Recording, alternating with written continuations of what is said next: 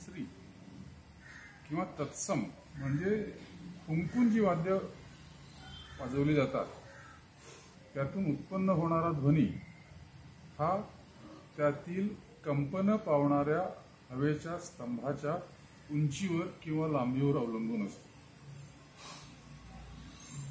तो स्तंभ जेवढा कमी लांबीचा तेवढा उच्च पट्टीचा आवाज ध्वनी उत्पन्न होतो। आपल्याला बासरी सगळ्यांना माहिती आहे, ते बासरीवर अनेक भोकं असतात आणि त्यावरून बोटं फिरवून कुशल बासरीवादक त्यातून सुरेख सुंदर धून वाजवतो। मी इथं काय केलंय बघा, मी एक बासरीची सगळी भोकं मी चिकटपट्टी लावून बंद केलेली आहे। त्याच्यामुळं इथं या बासरीबाबत त्याचा कंपन पावणारा हवेच्या स्तंभाची लांबी म्हटलं तर स्थिर आहे। पण मी आणि काय केले, मी सायकलच्या स्पोकला वर्तमानपत्राचा कागद, दोरा आणि चिकटपट्टी यांच्या सहाय्याने एक दट्ट्या तयार केलेला आहे। हा दट्ट्या मी या बासरीमध्ये घालून तो स्पोक हलवून वरखाली करून हवेच्या स्तंभाची उंची मी कमी जास्त करू शकतो। पहा,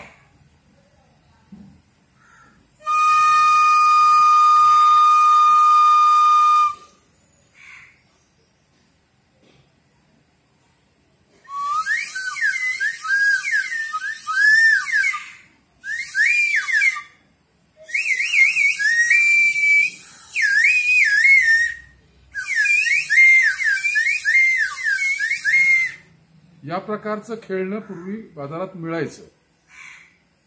थोडक्यात बिनभोकाची बासरी, परंतु ती आता मिळत नाही, म्हणून आपलं काम काही अडत नाही। या दोन वस्तू काय आहेत सगळ्यांना माहिती आहे।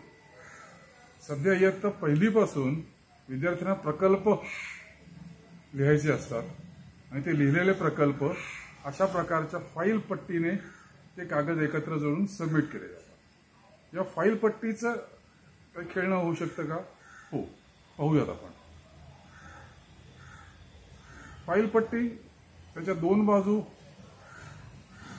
उघड्या असतात, एक बाजू बंद असते आणि चौथी बाजू म्हटलं तर उघडी असते, म्हटली तर बंद असते।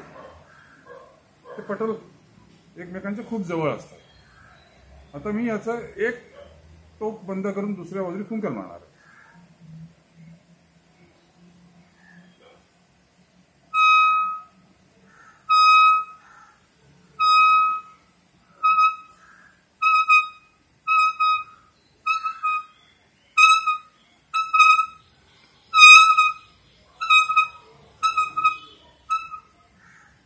आणखी एक,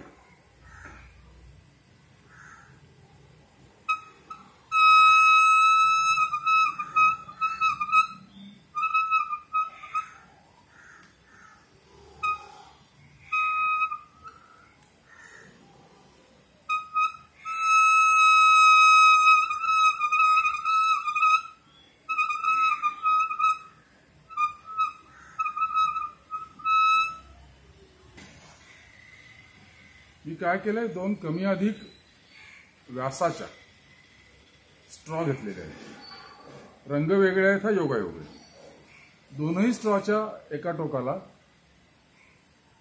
मी तिरके छेद दिलेले आहेत, ज्यामुळे एका बाजूने पाहिलं तर ते बाणाचं टोक दिसेल, जरा वळवून बघितलं तर ते सुसरीचं तोंड दिसेल। आणि या स्ट्रॉवर, प्रत्येक स्ट्रॉवर मी दोन आणखी छेद दिलेले आहेत। प्रत्येक स्ट्रॉला मी दोन भोकं पाडलेली आहेत। आता आपण पाहूयात यातून काय गंमत होते। ही स्ट्रॉ ओठात पकडताना हे जे दोन काप आहेत त्यातला एक वरच्या ओठाजवळ, एक खालच्या ओठाजवळ असा पकडायचा, थोडं ओठांनी दाबायचं आणि फुंकर मारायची।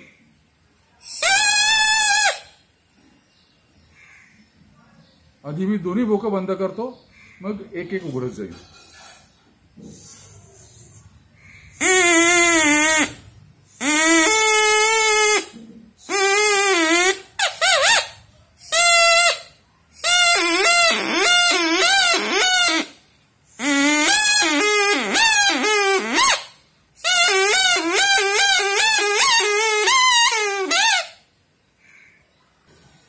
या स्ट्रॉनी पण अशाच प्रकारची शिट्टी किंवा बासरी वाजणारे फरक एक पडतो की ज्या स्ट्रॉचा व्यास जास्त आहे त्याने शिट्टी वाजवणं सोपं जातं.